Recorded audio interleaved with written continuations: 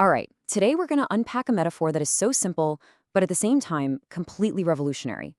We're looking at a famous poem that asks us to think about justice, not as some lofty, complicated legal idea, but as something we all get, something we all need, every single day.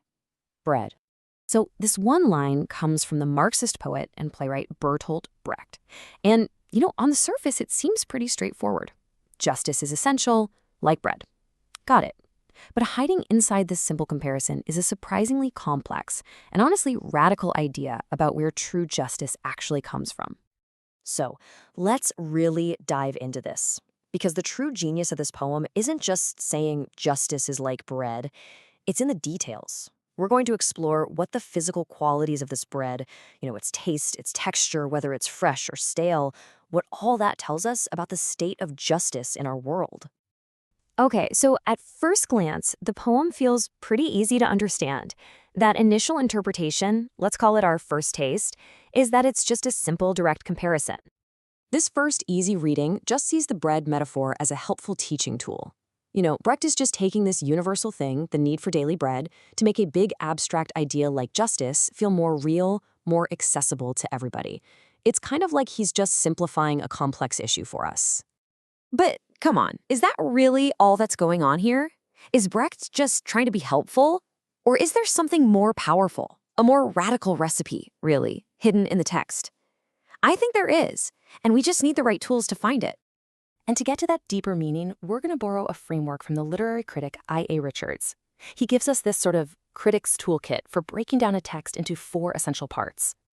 So we're going to look at the poem through these 4 lenses: sense, feeling, tone, and intention.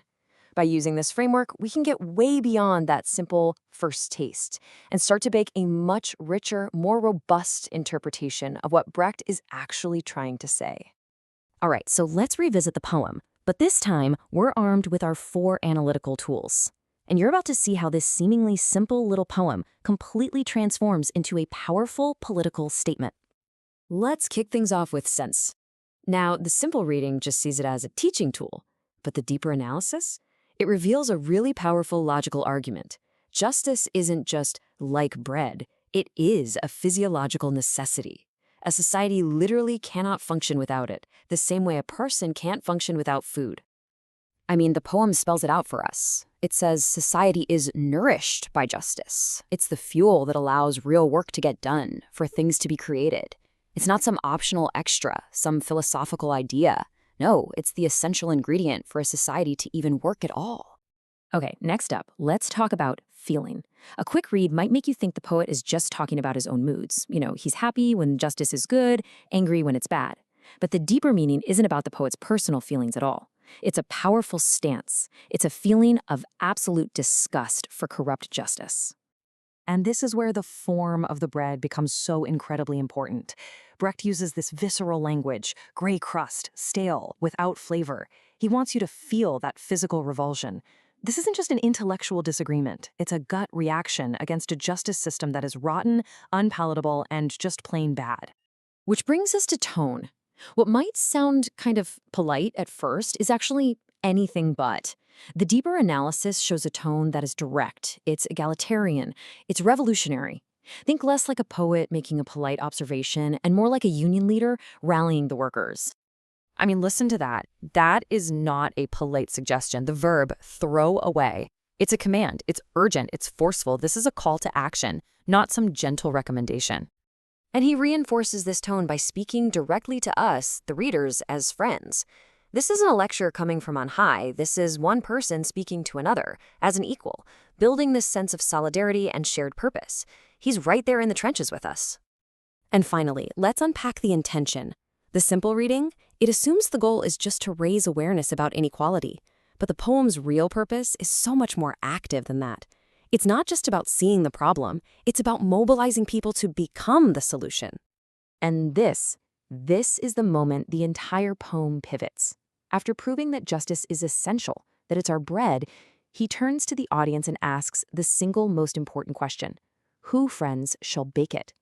He is literally shifting all of the responsibility directly onto us.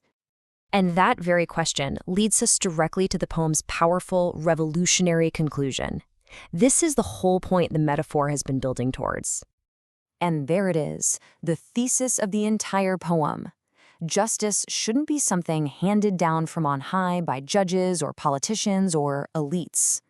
Just like the bread that we eat every day, the bread of justice must be baked by the very people it's meant to serve. It has to be wholesome and plentiful and daily.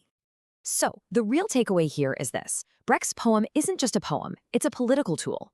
Its purpose is to strip away all the mystery and intimidation around the law and the courts, and to place the power to create justice squarely in the hands of the people, and to get them to actually do something about it. And that leaves us with a pretty provocative final thought.